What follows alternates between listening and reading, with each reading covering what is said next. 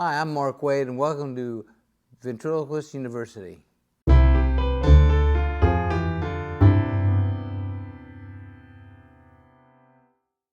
1977, Bill Bullard recommended 3 people for the board: me, Johnny Main, and Clinton Detweiler. I came on board with the museum. I enjoyed finding out about the museum. I mean, I'd been there. I came in '74 when we just came ready to form a convention because Jimmy Nelson invited me to come. I just wanted to see what it was all about, and I learned about the museum. Of course, it started out as something very humble and simple. You know, a garage that was turned into a building, and we had a couple buildings, and we built a new building, and yeah, it was quite interesting to see the different characters, and you learned about the different things.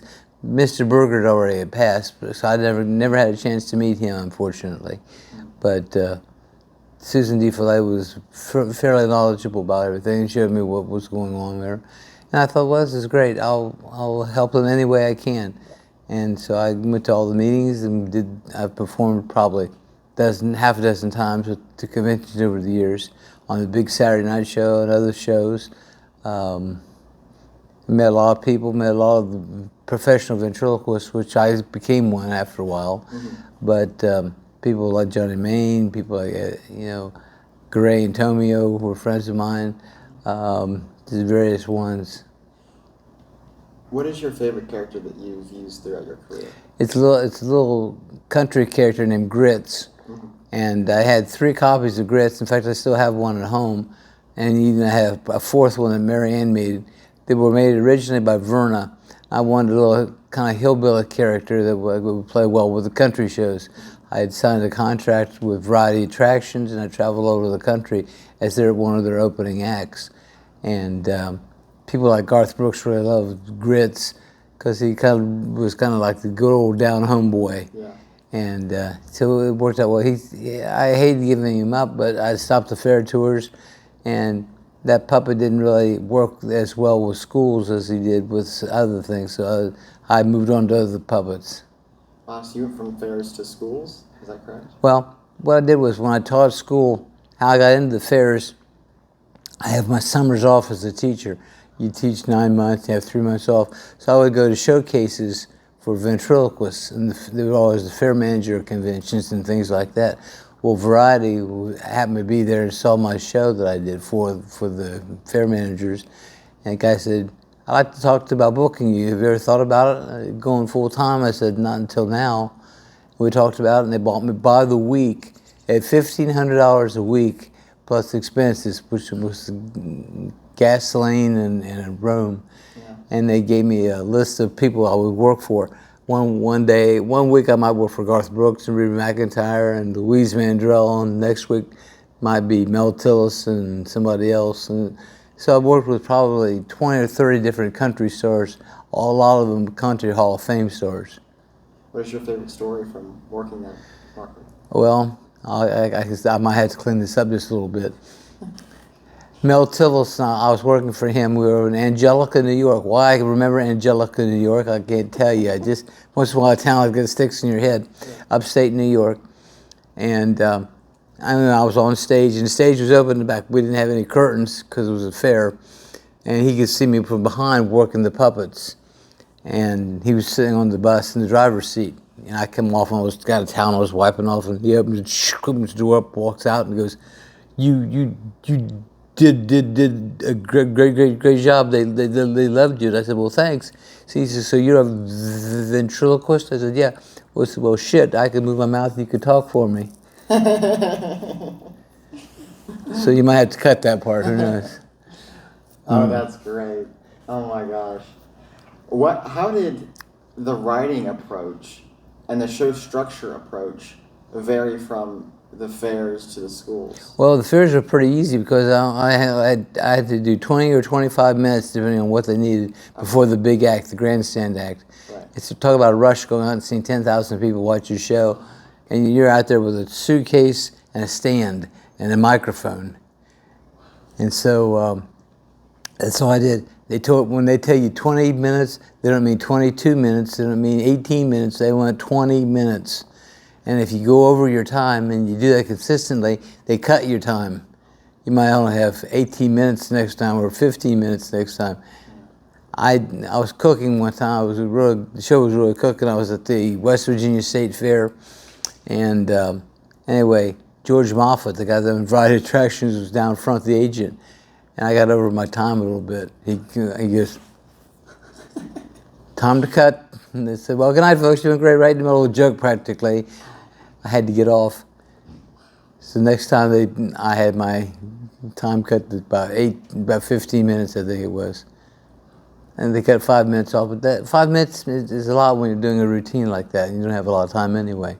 Absolutely. But I went out to what was called a cold house. Mm-hmm. I mean, they were not warmed up that way. The big star just walked out, everybody was all happy and clapping, and I went out with people sitting there. Some of them could be sitting in the sun all day and just come in to get their feet cooled off, and not the best always.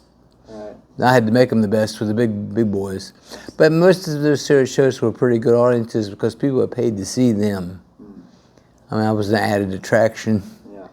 But it was great. I loved doing the fairs. George Moffat, if he could spread his fingers that far apart on a map, that's how far sometimes you had to drive. It might be 1,000 miles when he spread it. So they tried to route you a little easier. Absolutely.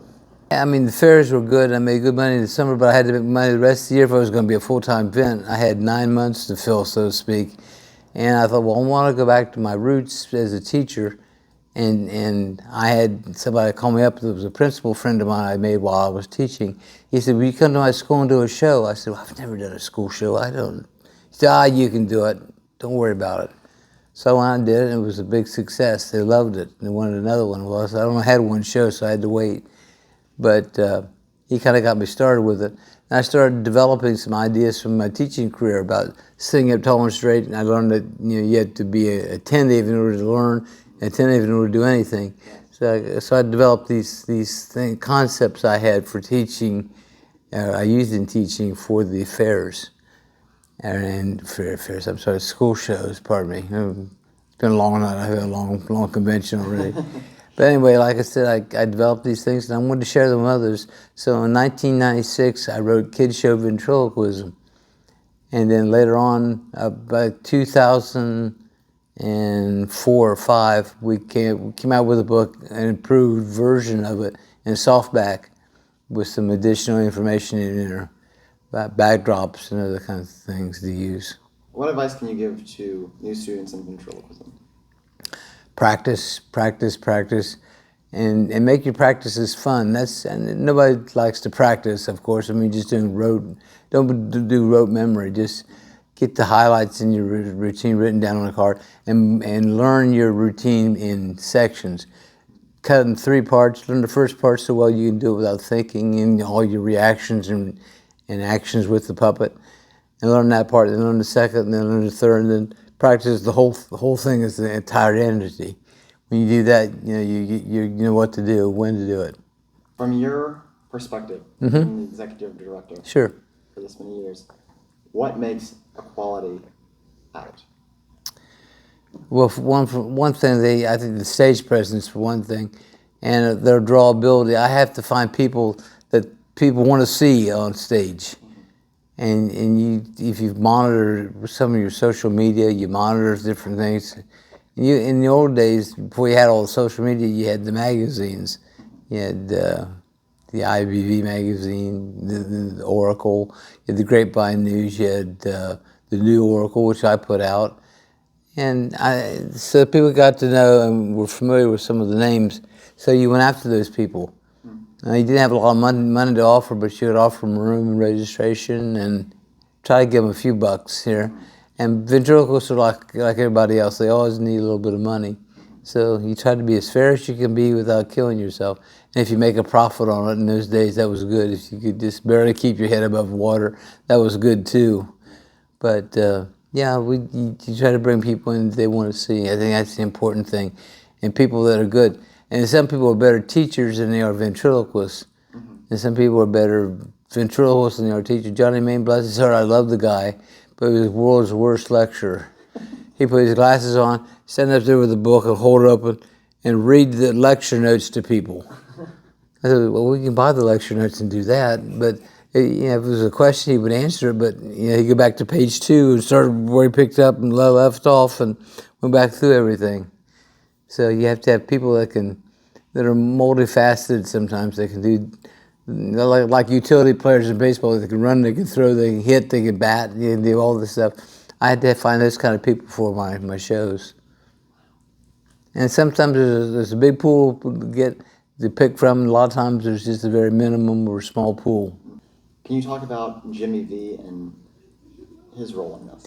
Well, Jimmy V, I handpicked him to take over my spot. I mean, I've done 29 conventions, and that's plenty. I love it, but enough. I mean, I'm not a spring chicken anymore. I've been around a while, and I want somebody to carry the tradition and build upon what I've already put together. I mean, we're cruising at least to 450 every year, and I like to say go, but we can't get too much bigger because then we'll have to leave this hotel and go to the convention center, which is very, very expensive to go to. But anyway, I've worked with Jimmy. I've talked to him. We've become friends. We only live like an hour and a half apart, so we get together several times during the year and talk about the convention. It takes about 11 months to plan a convention. You take 6 weeks off, August and the rest of July, and you start about the 1st of September. You talked a bit about how you handpicked him, Jimmy. Yeah. What qualities were you looking for in someone to pass on? Well, someone with good business sense, for first thing. Someone that was well-liked and well-known in the vent community. He didn't have to be a professional ventriloquist, but I think he should be known. W.S. Berger was never a professional ventriloquist. In fact, he was not a very good ventriloquist. But like I said, I wanted for someone with business savvy that could do it, and computer savvy, and all the things, all the different buttons I could push to get him where I want him to be. Absolutely. And so I think he fits the bill. Plus, it's almost what's called a two-for job. Your partner needs to support you and work with you. Jody works with me, so the two of us kind of run a lot of things. Well, Jimmy's got Christy, his wife, right. and she can help. She can step in. Jody's been training her and showing her the ropes. I've been showing Jimmy the ropes. I'm going to step back from being executive director next year. I'm going to be called what's called the senior advisor. In other words, I'll help Jimmy in places that he doesn't know about yet, places that or people he doesn't know, and that I do from doing this all these years, and help him grow his convention. What do you hope for the legacy of ventriloquism and our art? For me personally, well, I hope I'm remembered as the kid show guy first of all, which I think I will be because of the book and the teachings, all the lectures. I've lectured clear around the world. Been to Japan 3 times, been to England twice, been all across Canada and the United States. So, and I wrote the book, which is Kid Show Ventriloquism. That's one thing, but also I want to be known and kind of remembered for the conventions I put on. Absolutely. So it's hard to leave, but yet on the other hand, I'm ready. Yeah. And what do you hope for the art of ventriloquism? That it continues to grow and prosper. And be something, not a dying art. We don't want anybody to ever say, are you still doing that dying art? Right. That's not good. Well, that's wonderful. Mark Wade, thank you so much for spending your time and showing it with our students here at Ventriloquist University. Well, Landon, thank you for having me. It's been a pleasure.